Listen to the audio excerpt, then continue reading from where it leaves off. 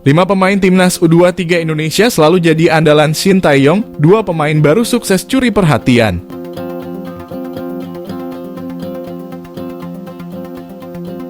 Pelatih timnas U23 Indonesia Shin Tae-yong sudah mulai mendapatkan komposisi terbaiknya di Piala AFF U23.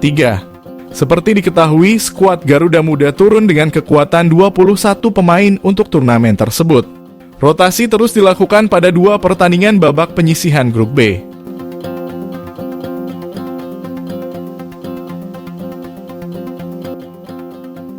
Dari 11 pemain yang turun dari menit pertama, ada 5 pemain yang terus diandalkan di kubu skuad Garuda Muda. Pada pertandingan melawan Malaysia, Shin Tae-yong terlihat baru meraba kekuatan anak asuhnya. Hal tersebut bukan tanpa alasan. Skuad Garuda Muda baru berkumpul untuk menjalani TC yang digelar pada 10 hingga 13 Agustus. Bahkan, beberapa pemain baru merapat ke timnas jelang keberangkatan menuju Thailand. Melawan tim Harimau Malaysia, timnas U23 Indonesia menampilkan skuad kombinasi antara pemain muda dan mereka yang sudah langganan ke timnas. Beberapa nama baru akhirnya mendapatkan kesempatan, yakni Kadek Arel, Muhammad Ferrari, Robi Darwis, M. Kanu, dan Arkan Fikri. Pemain-pemain ini merupakan jebolan timnas U20 Indonesia yang diproyeksikan tampil di Piala Dunia U20 lalu. Selanjutnya, saat menghadapi Timor Leste, perubahan yang cukup masif dilakukan oleh Shin Tae-yong.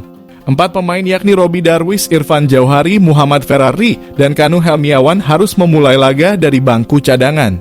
Khusus untuk Irfan, dia mengalami cedera saat menghadapi Malaysia dan tidak bisa tampil di laga tersebut.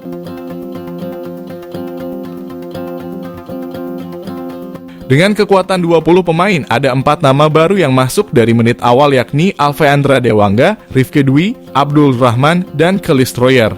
Melihat kondisi ini, ada 5 pemain yang terus jadi andalan pada 2 laga skuad Garuda Muda. Pemain-pemain tersebut yakni kiper Hernando Ari, Bagas Kava, Ramadan Sananta, Bekam Putra, Kadek Arel, dan Arkan Fikri.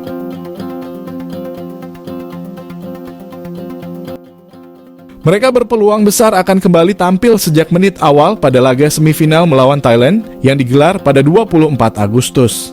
Berkaca dari Piala AFF sebelumnya, saat Shin Tae-yong menemukan komposisi terbaiknya, maka pemain tersebut akan terus mendapatkan kepercayaan. Menariknya, pemilihan 2 nama yakni Kadek Arel dan Arkan Fikri cukup mendapatkan perhatian.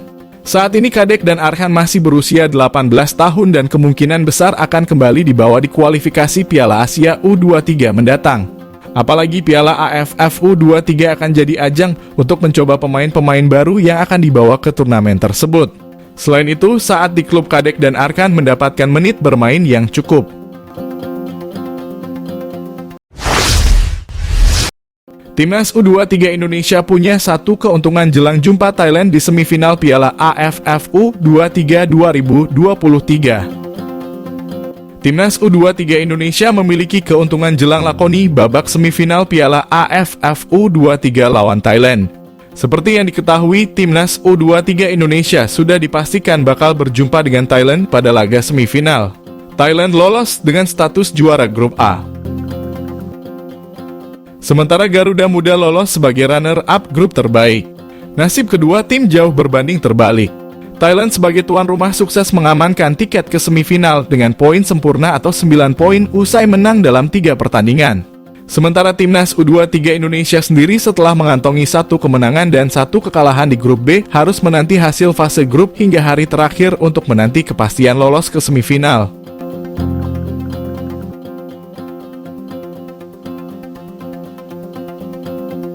Timnas U23 Indonesia bisa dikatakan jadi tim terakhir yang lolos ke semifinal Piala AFF U23. Meski begitu, tetap saja Thailand wajib mewaspadai kekuatan Timnas U23 Indonesia.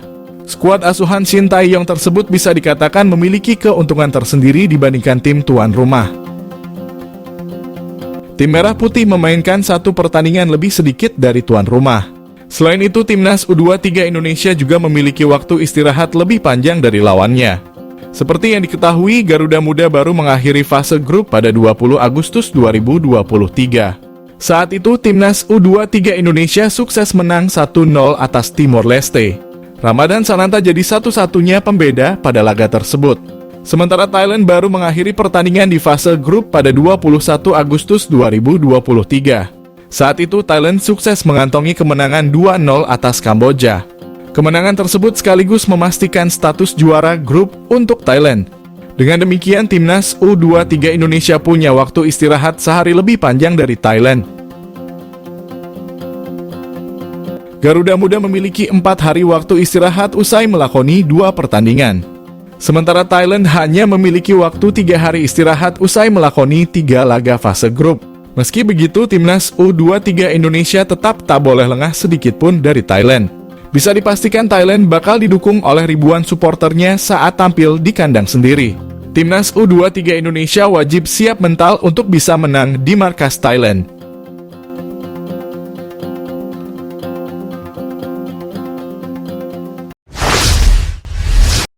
Media Vietnam nilai timnas U23 Indonesia kalah dari Malaysia, untungkan Vietnam.